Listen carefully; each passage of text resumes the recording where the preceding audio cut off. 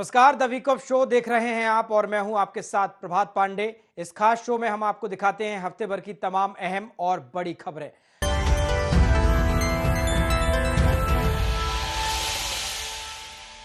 तो सबसे पहले बात करेंगे एमपी में निवेश को बढ़ावा देने के लिए मुख्यमंत्री डॉक्टर मोहन यादव अब उद्योग जगत के साथ सीधा संवाद कर रहे हैं।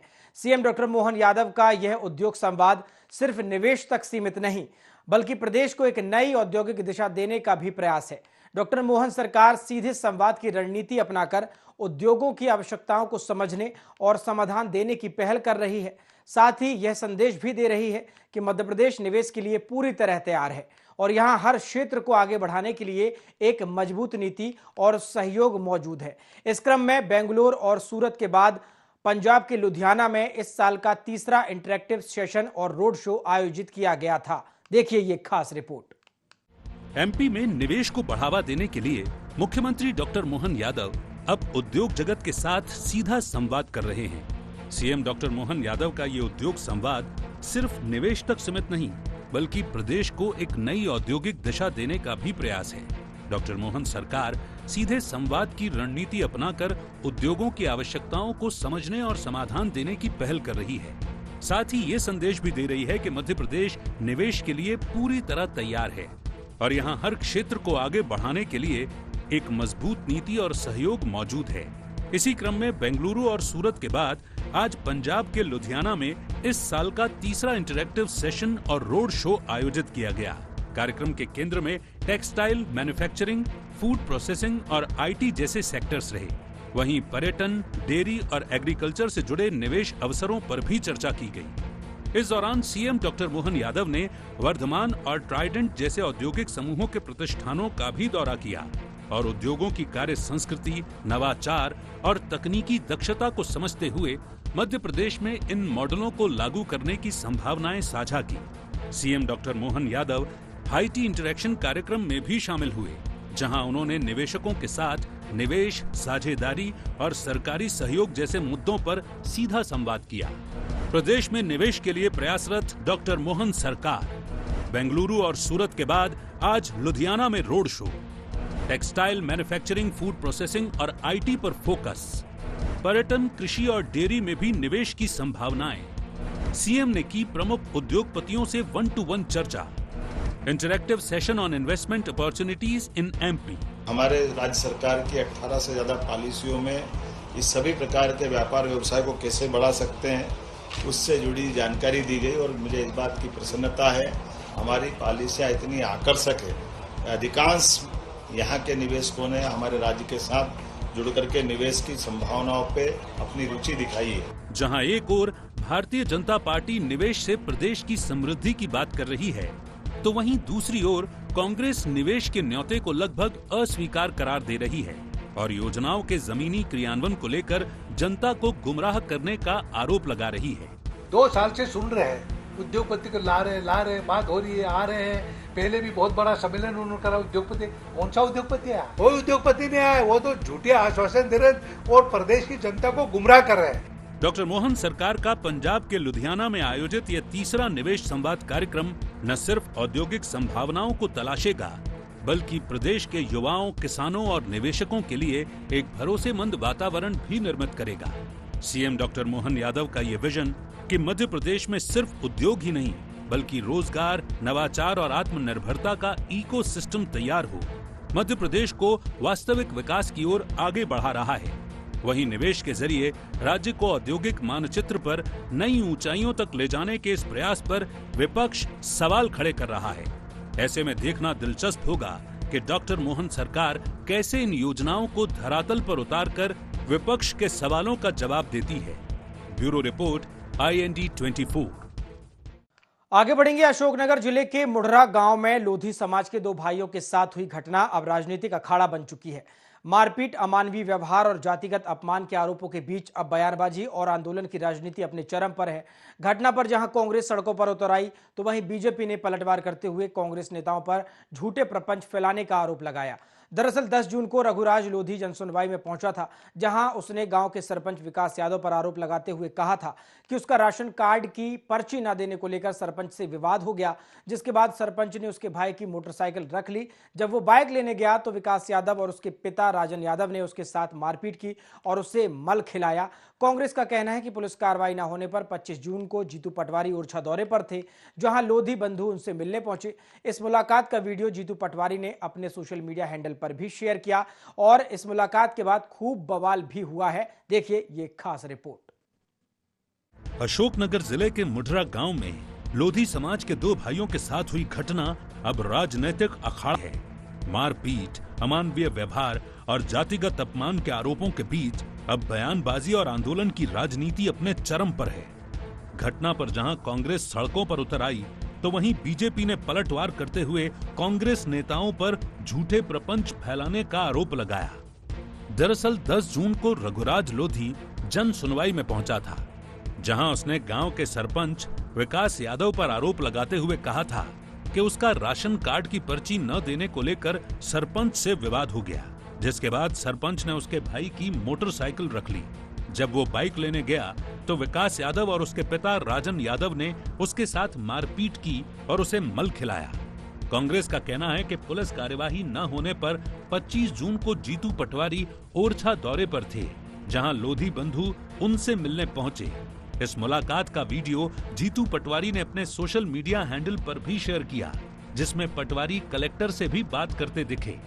इस घटना में नया मोड़ तब आया जब गजराज लोधी ने कलेक्टर को दिए शपथ पत्र में स्वीकार किया कि मानव मल खिलाने की घटना झूठी थी। उन्होंने बताया कि कांग्रेस नेता उन्हें ओरछा ले गए, जहां जीतू पटवारी ने उन्हें अमानवीय घटना का झूठा बयान देने को कहा और बदले में मोटरसाइकिल और आर्थिक मदद का वादा किया। इसके बाद जीतू पटवारी पर मुंगावली थाने में एफआईआर दर्ज कर ली गई, जिसके विरोध में कांग्रेस ने पहले जिलों में प्रदर्शन किया, फिर आज अशोकनगर में न्याय सत्याग्रह कर प्रदेश भर के कांग्रेसी गिरफ्तारी देने पहुंच गए। पूरे मध्य प्रदेश के अधिकारियों को चेताना चाहता हूं, सरकार के तोते बनने से पहले उस लक्ष्मण रेखा का ध्यान रखें। अगर हमारे कार्यकर्ताओं पर एक भी अन्याय और अत्याचार हुआ तो सिर्फ अशोकनगर का तांडव, ये आपकी अराजकता, जैसा हमने यहाँ सत्याग्रह किया न्याय के लिए, हर जिले में करेंगे कि नहीं करेंगे। गलत एफआईआर अपराध है, जो एविडेंस होते हैं उनको मैनिपुलेट करना अपराध है। वहीं कांग्रेस के इस विरोध प्रदर्शन को लेकर बीजेपी ने जमकर हमला बोला। कैबिनेट मंत्री विश्वास सारंग ने कहा कि कांग्रेस पार्टी स्क्रिप्टेड और सेंसेशनल राजनीति के जरिए प्रदेश में अस्थिरता फैलाना चाहती है।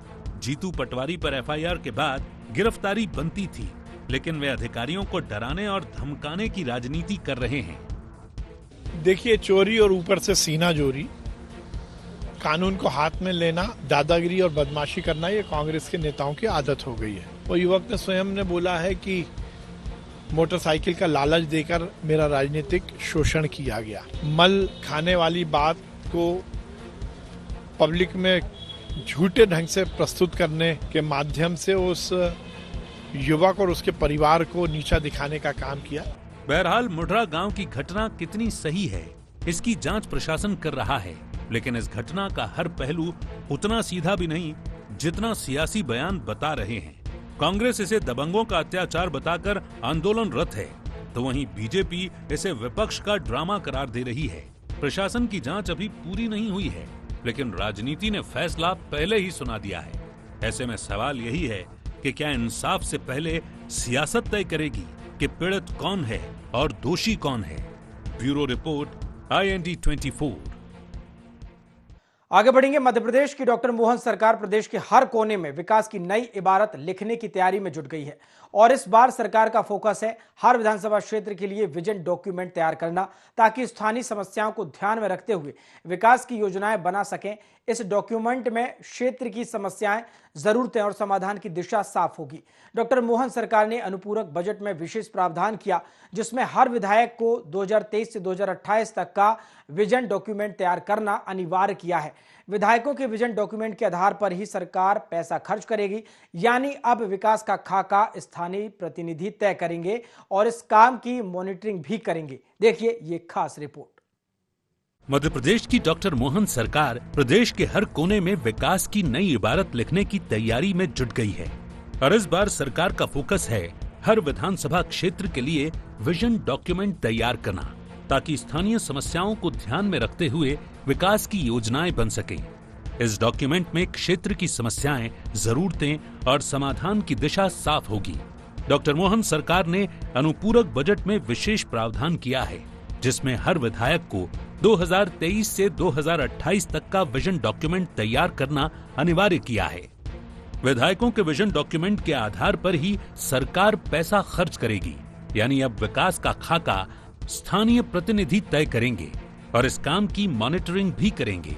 वहीं प्रभारी मंत्री जिलों का दौरा करके विधायकों के साथ चर्चा करेंगे, जिसके बाद जमीनी समस्याएं समझकर योजनाएं तय की जाएंगी। हर विधानसभा में बनेगा विजन डॉक्यूमेंट। 2023 से 2028 तक के विकास का खाका तैयार। जिलों में जाकर फील्ड स्टडी करेंगे प्रभारी मंत्री। शिक्षा, स्वास्थ्य, सफाई और पेयजल पर होगा फोकस। योजनाओं में होगा स्थानीय समस्याओं का समाधान। विधायक करेंगे मॉनिटरिंग, रखेंगे बजट का हिसाब। विजन डॉक्यूमेंट 2023 से 28 के बीच में सभी विधायकों को बना के तैयार करना है अपने क्षेत्र का एक समग्र विकास की योजना। उसमें प्रभारी मंत्री अपने प्रभार जिलों में जाएंगे और विधायकों के साथ बैठक करके उनसे चर्चा करके और उनके सभी के विजन डॉक्यूमेंट बन जाएं और उस विजन डॉक्यूमेंट के आधार पर आने वाले अनुपूरक बजट में बजट का प्रावधान हो सके, जिससे विकास के काम जो चल रहे हैं वो लगातार चलते रहें। 2028 में सारा विजन एक तरीके से कंप्लीट हो सके, ऐसा मुख्यमंत्री जी ने निर्देशित किया है। जहां एक ओर बीजेपी इस पहल को लोकतांत्रिक भागीदारी से जोड़ने और जनता की समस्याओं के सीधे समाधान की दिशा में बड़ा कदम बता रही है, तो वहीं दूसरी तरफ कांग्रेस इस पर सवाल खड़े करते हुए आरोप लगा रही है। जिस डिपार्टमेंट का अनुपूरक बजट आना है, उस डिपार्टमेंट की वर्तमान स्थिति क्या है, बजट कितना है और क्या क्या उनके पास प्रस्तावित काम है, उनके परिप्रेक्ष्य में कोई राशि कम पड़ती है तो उसके लिए अनुपूरक बजट लाने की आवश्यकता पड़ती है। विधायक तो अपने हिसाब से काम करेंगे, प्रभारी मंत्री जाएंगे, मीटिंग करेंगे, तो ये तो कहीं ना कहीं ऐसा लगता है कि सब घालमेल होने की स्थिति है। डॉक्टर मोहन सरकार की विजन डॉक्यूमेंट पहल को जनता के साथ सीधा संवाद और जमीनी विकास से जोड़कर देखा जा रहा है, जिसमें योजनाएं कागजों में नहीं बल्कि क्षेत्र की जमीनी जरूरतों के हिसाब से बनाई जाएंगी। विजन डॉक्यूमेंट अभियान एक रचनात्मक और रणनीतिक पहल है, जिसे बीजेपी विकास का लोकतांत्रिक मॉडल बता रही है। विजन डॉक्यूमेंट योजना एक गंभीर प्रशासनिक पहल है, जिससे आम जन को ये भरोसा मिलेगा कि उनकी समस्याएं सुनी और हल की जा रही हैं। इस योजना के क्रियान्वयन के लिए क्षेत्र के विधायक जवाबदेह होंगे। विजन डॉक्यूमेंट योजना सरकार और संगठन को जमीनी स्तर पर मजबूत करेगी। बीजेपी इसे विकास की नई दिशा मान रही है, लेकिन विपक्ष इस मॉडल को शक की निगाह से देख रहा है। ऐसे में देखना दिलचस्प होगा कि क्या 2028 तक ये विजन साकार होगा या फिर विपक्ष इसे एक अधूरी घोषणा बताकर चुनावी मुद्दा बनाएगा। Bureau report, IND 24। आगे बढ़ेंगे। भारतीय जनता पार्टी की पहचान सिर्फ सत्ता से नहीं बल्कि एक सशक्त संगठन से रही है। पार्टी हमेशा से संगठन को सर्वोपरि मानती रही है और पार्टी की यही रीति और नीति अब मध्य प्रदेश में एक बड़े बदलाव की तरफ बढ़ रही है। पार्टी की परंपरा रही है कि जिम्मेदारियां व्यक्ति नहीं, विचार और समर्पण निभाते हैं और इसी सोच को आगे बढ़ाते हुए पार्टी अब एक व्यक्ति एक पद के सिद्धांत पर काम कर रही है। ऐसे में उन चेहरों को आगे लाने की तैयारी की जा रही है जो पूरी तरह से संगठन के लिए समर्पित हो, यानी सांसद, विधायक और मंत्री संगठनात्मक जिम्मेदारियों से मुक्त किए जाएंगे ताकि वे अपनी विधायी और प्रशासनिक भूमिकाओं पर ध्यान दे सकें। देखिए इसी पर खास रिपोर्ट। भारतीय जनता पार्टी की पहचान सिर्फ सत्ता से नहीं बल्कि एक सशक्त संगठन से रही है। पार्टी हमेशा से संगठन को सर्वोपरि मानती रही है और पार्टी की यही रीति और नीति अब मध्य प्रदेश में एक बड़े बदलाव की तरफ बढ़ रही है। पार्टी की परंपरा रही है कि जिम्मेदारियां व्यक्ति नहीं, विचार और समर्पण निभाते हैं और इसी सोच को आगे बढ़ाते हुए पार्टी अब एक व्यक्ति एक पद के सिद्धांत पर काम कर रही है। ऐसे में उन चेहरों को आगे लाने की तैयारी की जा रही है जो पूरी तरह से संगठन के लिए समर्पित हों, यानी सांसद, विधायक और मंत्री संगठनात्मक जिम्मेदारियों से मुक्त किए जाएंगे ताकि वे अपनी विधायी और प्रशासनिक भूमिकाओं पर ध्यान दे सकें। पार्टी का मानना है कि संगठन को चलाने वाले वही लोग हों जो पूर्णकालिक रूप से समर्पित हों। इसी नीति के तहत अब युवाओं, महिलाओं और जमीनी कार्यकर्ताओं को प्राथमिकता दी जाएगी। एमपी बीजेपी में संगठनात्मक फेरबदल की तैयारी। नवनियुक्त प्रदेशाध्यक्ष हेमंत खंडेलवाल को हरी झंडी। 1 महीने के अंदर नई कार्यकारिणी की घोषणा संभव। 7 सांसद, 6 विधायक, 1 कैबिनेट मंत्री होंगे मुक्त। मोर्चा संगठनों में भी होगा बड़ा बदलाव। नए हाथों में होगा महिला, किसान, ओबीसी मोर्चा। नई कार्यकारिणी में सामाजिक विविधताओं पर फोकस। जमीनी और समर्पित कार्यकर्ता होंगे नई टीम में शामिल। जहां एक ओर बीजेपी संगठनात्मक फेरबदल को, नए नेतृत्व को प्रतिनिधित्व और जमीनी पकड़ मजबूत देने की दिशा में महत्वपूर्ण कदम बता रही है, तो वहीं दूसरी ओर कांग्रेस इस बदलाव पर सियासी सवाल खड़े कर रही है। मध्य प्रदेश भारतीय जनता पार्टी का संगठन देश में उत्कृष्ट और सबसे मजबूत संगठन माना जाता है। प्रदेश अध्यक्ष का निर्वाचन सभी की सर्वसम्मति के साथ संपन्न हो गया है। अब नए प्रदेश अध्यक्ष जल्द ही अपनी कमेटी और मोर्चा और अन्य संगठन की जिम्मेदारियों का दायित्व अन्य नेताओं को सौंपेंगे। भारतीय जनता पार्टी में पद केवल सेवा का माध्यम होता है। जिस व्यक्ति और जिस नेता को भी उपयुक्त समझा जाएगा, दायित्व जो भी दायित्व मिलेगा उसका निर्वहन करेंगे और गरीब कल्याण की नीतियों को आगे बढ़ाएंगे। भारतीय जनता पार्टी एक एक्सपेरिमेंटल पार्टी है जो कुछ न कुछ तरह के कार्यक्रम करके दिखावा करती है। सरकार भी उनकी, अगर आप देखें तो इवेंट के रूप में चलती है। भारतीय जनता पार्टी में हर काम पर्ची से होता है, चाहे मुख्यमंत्री पर्ची से आए, चाहे प्रदेश अध्यक्ष पर्ची से आए। और मेरा तो सोच है कि अब कार्यकारिणी जो बनेगी वो पर्ची से बनेगी। और जहां तक वो कह रहे हैं कि एक पद एक व्यक्ति की बात है, इसे दिखावा है। बीजेपी की नई कार्यकारिणी में बदलाव की प्रक्रिया से साफ है कि पार्टी रणनीतिक सोच के साथ अगले चुनावों की तैयारियों में जुट गई है। हेमंत खंडेलवाल के नेतृत्व में पार्टी जमीनी स्तर पर अपनी पकड़ मजबूत करने के लिए नए और अनुभवी कार्यकर्ताओं के बीच संतुलन बनाने पर जोर दे रही है। ये बदलाव पार्टी के संगठनात्मक ढांचे को ज्यादा सक्रिय और प्रभावी बनाएगा और आने वाले समय में पार्टी की सफलता की नींव रखेगा। फिलहाल विपक्ष के सवालों के बावजूद बीजेपी इस चेंज को पार्टी की प्रगति और नए दृष्टिकोण के रूप में पेश कर रही है। Bureau report, IND 24। Madhya Pradesh के डॉक्टर मोहन सरकार ने साल 2025 को निवेश वर्ष घोषित किया है। वहीं इस पहल के तहत प्रदेश को निवेश के लिए हॉटस्पॉट बनाने की दिशा में मजबूत और ठोस कदम भी उठाए जा रहे हैं। डॉक्टर मोहन सरकार का उद्देश्य सिर्फ निवेश लाना ही नहीं, बल्कि हर सेक्टर में नई संभावनाओं और अवसरों की तलाश करना भी है। वहीं स्थानीय स्तर पर रीजनल समिट के माध्यम से निवेशक समुदाय को आकर्षित भी किया गया। इसी क्रम में इंदौर के ब्रिलियंट कन्वेंशन सेंटर में मध्य प्रदेश ग्रोथ कॉन्क्लेव की शुरुआत हुई है। देखिए इसी पर खास रिपोर्ट। मध्य प्रदेश की डॉक्टर मोहन सरकार ने साल 2025 को निवेश वर्ष घोषित किया है। वहीं इस पहल के तहत प्रदेश को निवेश के लिए हॉटस्पॉट बनाने की दिशा में मजबूत और ठोस कदम भी उठाए जा रहे हैं। डॉक्टर मोहन सरकार का उद्देश्य सिर्फ निवेश लाना नहीं, बल्कि हर सेक्टर में नई संभावनाओं और अवसरों की तलाश करना भी है।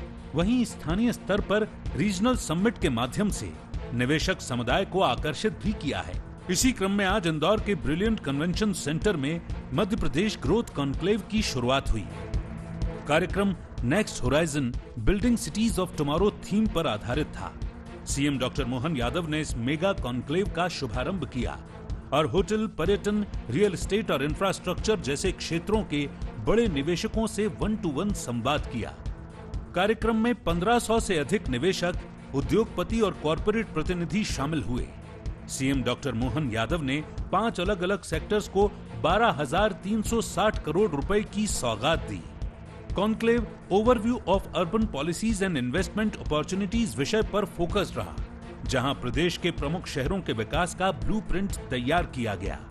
इंदौर में मध्य प्रदेश ग्रोथ कॉन्क्लेव की शुरुआत। सीएम डॉक्टर मोहन यादव ने किया निवेशकों से संवाद। देश विदेश के 1500 से अधिक निवेशक हुए शामिल। Cable car, housing, infrastructure project पर फोकस। भारत मंडपम तर्ज पर बने एक्सपो का उद्घाटन। 4 तकनीकी सत्रों में एक्सपर्ट्स की सहभागिता। नगर निगम, स्मार्ट सिटी और मेट्रो पर चर्चा। कॉन्क्लेव की थीम सिटीज ऑफ टुमारो। 15 कंपनियों के माध्यम से हमने आज यहाँ लगभग 12,473 करोड़ के निवेशकों के प्रस्तावों पर चर्चा की है, जिनके माध्यम से 14,000 से ज़्यादा लोगों को रोजगार मिलेगा। तो मध्य प्रदेश में जितनी संभावना है वो सब जोड़ करके ऐसे सारे बातों पे आगे चल रहे हैं। हम अपने इस राज्य की समृद्धि की तरफ भी आगे बढ़ रहे हैं। जहां एक ओर भारतीय जनता पार्टी इस आयोजन को मध्य प्रदेश के शहरी विकास को नई दिशा देने के लिए महत्वपूर्ण कदम बता रही है, तो वहीं दूसरी ओर कांग्रेस इस कॉन्क्लेव को महज एक इवेंट करार दे रही है। साथ ही पुराने समिट्स के कुल जमा परिणाम को लेकर सवाल खड़े कर रही है। इंदौर में कोई पहली बार थोड़ी हो रहा है, पहले भी अनेक बार हो चुका। क्या लाभ मिला? कुछ नहीं। देखिए, कॉन्क्लेव करने से नहीं होता। अगर सरकार सीरियस है तो व्यक्तियों को आइडेंटिफाई करे, उनसे पर्सनल मीटिंग करे, उनको कन्विंस करे। मध्य प्रदेश की राजनीति में मुख्यमंत्री डॉक्टर मोहन यादव एक कुशल प्रशासक और नवाचार कर्मी की छवि लगातार गढ़ रहे हैं और मध्य प्रदेश ग्रोथ कॉन्क्लेव जैसे आयोजन उस छवि को मजबूती प्रदान कर रहे हैं। सीएम डॉक्टर मोहन यादव का निवेशकों से सीधा संवाद करना उन्हें प्रदेश में निवेश करने के लिए एक सुनिश्चित आश्वासन है। डॉक्टर मोहन सरकार ने ये साफ कर दिया है कि मध्य प्रदेश अब निवेशक फ्रेंडली और इन्वेस्टमेंट का पावर हाउस बनने जा रहा है। मध्य प्रदेश ग्रोथ कॉन्क्लेव ने प्रदेश की शहरी योजनाओं को रफ्तार देने के साथ साथ निवेशकों को एक मजबूत भरोसा भी दिया है। ऐसे में अभी विपक्ष के आने वाले परिणामों को लेकर भविष्यवाणी भरे सवाल धुंधले दिखाई और अधूरे सुनाई दे रहे हैं। अब देखने वाली बात ये होगी कि डॉक्टर मोहन सरकार के इस निवेश वर्ष में मध्य प्रदेश निवेशकों की पहली पसंद बन पाता है या नहीं। Bureau report, IND 24। आगे बढ़ेंगे। लाडली बहना योजना मध्य प्रदेश की राजनीति में महिला सशक्तिकरण की मिसाल बन चुकी है और आज वह एक नए मुकाम पर पहुंच चुकी है। प्रदेश की सबसे लोकप्रिय और प्रभावशाली योजनाओं ने आज नया कीर्तिमान रच दिया। सीएम डॉक्टर मोहन यादव ने उज्जैन जिले की ग्राम पंचायत नलवा में सिंगल क्लिक से 26वीं किस्त जारी की। कार्यक्रम में सीएम डॉक्टर मोहन यादव ने लाडली बहना योजना, सामाजिक सुरक्षा पेंशन और उज्ज्वल योजना के हितग्राहियों के खातों में राशि ट्रांसफर की है। इसी पर देखिए ये खास रिपोर्ट। लाडली बहना योजना मध्य प्रदेश की राजनीति में महिला सशक्तिकरण की मिसाल बन चुकी है और आज वो एक नए मुकाम पर पहुंच चुकी है। प्रदेश की सबसे लोकप्रिय और प्रभावशाली योजना ने आज नया कीर्तिमान रच दिया है। सीएम डॉक्टर मोहन यादव ने उज्जैन जिले की ग्राम पंचायत नलवा में सिंगल क्लिक से 26वीं किस्त जारी की। कार्यक्रम में सीएम डॉक्टर मोहन यादव ने लाडली बहना योजना, सामाजिक सुरक्षा पेंशन और उज्ज्वला योजना के हितग्राहियों के खातों में राशि ट्रांसफर की। आज 1,27 लाख बहनों को 1,503 करोड़ 14 लाख रुपए की राशि अंतरित की गई।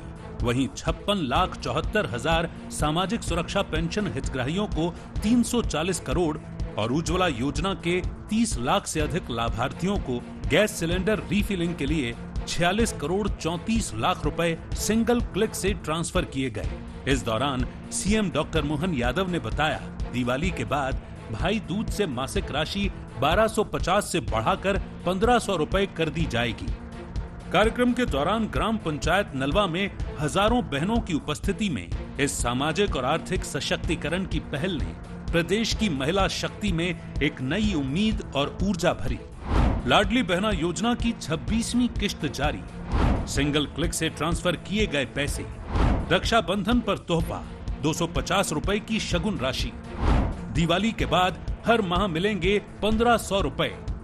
नलवा में सिंगल क्लिक से हुई राशि अंतरण। 9 अगस्त की राखी है, चिंता मत करना, राखी के पहले रक्षाबंधन के 250 रुपए अलग से आपके खाते में आएंगे, हमारी सारी बहनों के हाथ। इसी साल दिवाली के बाद प्रत्येक हमारी लाडली बहना को 1500 रुपया महीना हमारी सरकार के द्वारा देना प्रारंभ करेंगे। और यहाँ रुकने वाले नहीं है, हर बहन के खाते में 3000 रुपया महीना आपके अपने प्रेम के संबंध के कारण भाई बहनों का प्रेम लुटाने का काम करेंगे।